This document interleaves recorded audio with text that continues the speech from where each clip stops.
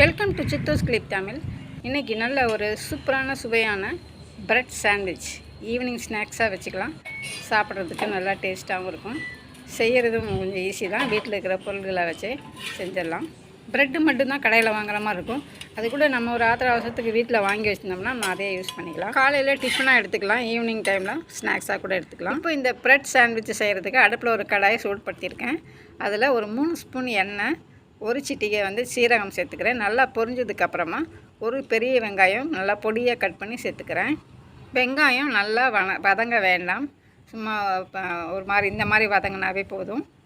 வெறும் வெங்காயம் தக்காளி வச்சு மட்டும் பண்ணலாம். ஆனால் நான் கொஞ்சம் காய்கறியும் சேர்த்துக்கிறேன். கோஸ் ஒரு 50 கிராம் வச்சுருக்கேன்.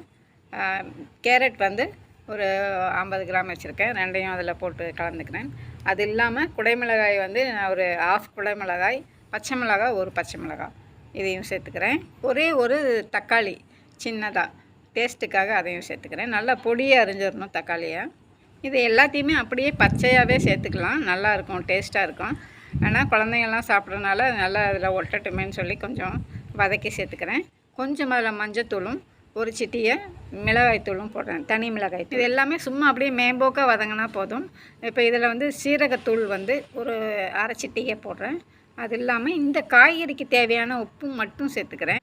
இதில் டைஜஸ்ட் பண்ணுறதுக்காக நான் எந்த பொருளும் சேர்க்கல. பெருங்காயத்தூள், பூண்டு அந்த மாதிரி எதுவும் சேர்த்துக்கல. அதனால் அரை டீஸ்பூன் இஞ்சி பூண்டு விழுது சேர்த்துக்கிறேன். இது முன்னாடியே சேர்த்துருக்கணும், மறந்துட்டேன், இப்போ சேர்த்துக்கிறேன். இதை நடுவில் அப்படியே கொஞ்சம் எண்ணெய் வர வளைச்சி அதில் அப்படியே போட்டு இந்த பச்சை வாசனை போகிற அளவுக்கு அப்படியே இது பண்ணிவிட்டு அப்புறம் எல்லாம் சேர்த்து ஒன்றா இது பண்ணிக்கலாம். சரியாக இருக்கும், நல்லா வாசனையாகவும் இருக்கும். இப்போ இதுக்கு மேலே கொஞ்சமாக மல்லித்தழை தூவி விட்டுடலாம்.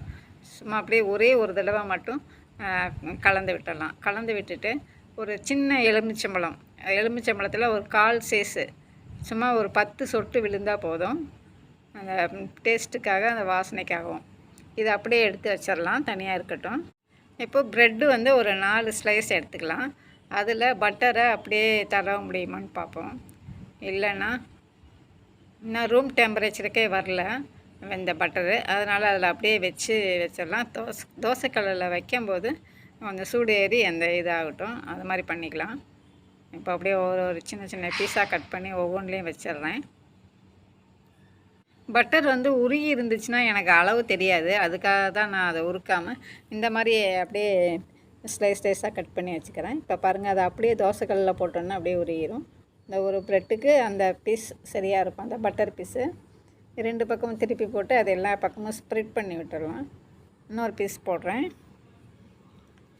இந்த 2 ப்ரெட் பீஸையும் சேர்த்து தான் நம்ம சாண்ட்விச் பண்ண முடியும். இந்த ப்ரெட் பீஸை சும்மா 2 தடவை இப்படி மாற்றி மாற்றி திருப்பி போட்டிங்கன்னா அது நல்லா அந்த கிரிப் வந்துடும். அதுக்கப்புறமா நம்ம பண்ணி வச்சுருக்கோம்ல, காய்கறியெல்லாம் போட்டு பண்ணி வச்சுருக்கோம்ல, அந்த கலவையை எடுத்து அதில் மேலே வச்சிடலாம். இது மாதிரி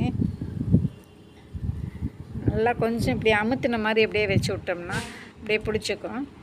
இந்த மூளையிலலாம் நல்லா கரெக்ட் பண்ணிக்கணும்.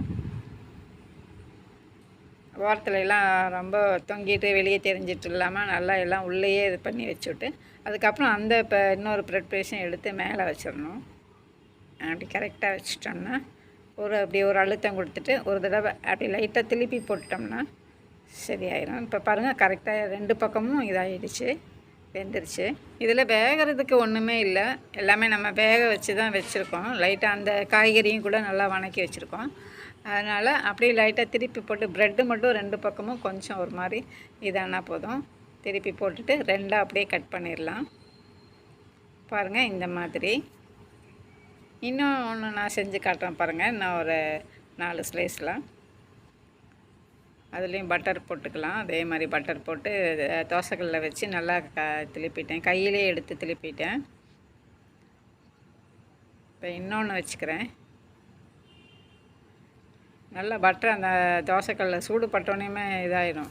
பட்டர் இருந்தால் பட்டரில் செய்யலாம், அப்படி இல்லைன்னா நம்ம நார்மல் சமையல் எண்ணெயை ஊற்றி செஞ்சாலும் நல்லா இருக்கும். பட்டர் தான் போட்டு செய்யணுன்ட்டு ஒன்று. இந்த காய்கறி கலவையை எடுத்து வச்சுக்கலாம்.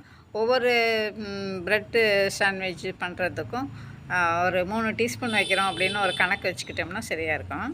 கரெக்டாக அந்த மூளையெல்லாம் ஃபில் பண்ணுற மாதிரி வைக்கணும். அப்படியே திருப்பி போட்டுடணும். அது அப்போ தான் போய் அந்த இன்னொரு ப்ரெட்டு மேலே வைக்கிறோம்ல, அப்போ தான் அதில் உட்காரும். பாருங்கள் எப்படி இருக்குன்ட்டு. தனியாக கழண்டு வராமல் அப்படியே உட்காந்துக்கும். இந்த மாதிரி 2 பக்கமும் கொஞ்சம் திருப்பி போட்டு எடுத்துட்டோம்னா, இப்போ இதை வந்து நம்ம கொஞ்சம் முக்கோணமாக வெட்டி பார்ப்போம். நம்ம அந்த கரண்டியை எப்படி வச்சு அமுத்தி பிடிச்சிட்டு, கட்டை கரண்டியை அமுத்தி பிடிச்சிட்டு 2ஆக கட் பண்ணிட்டோம். இந்த மாதிரி பாருங்கள், இது கொஞ்சம் நல்லாயிருக்கும், பார்க்குறதுக்கு நல்லாயிருக்கும். கொஞ்சம் கிராஸாக இருக்கிறதுனால கடையில எல்லாம் இந்த மாதிரி தான் கிராஸாக வெட்டி வச்சுருப்பாங்க. பாருங்கள், சூப்பரான சுவையான ப்ரெட் சாண்ட்விச் ரெடி ஆயிடுச்சு. ஈவினிங் ஸ்நாக்ஸ் ரெடி ஆயிடுச்சு. குழந்தைங்களாம் கூட ரொம்ப விரும்பி சாப்பிடுவாங்க. உங்களுக்கு டைம் கிடைக்கும்போது இதையும் செஞ்சு பாருங்கள். தேங்க்ஸ் ஃபார் வாட்சிங்.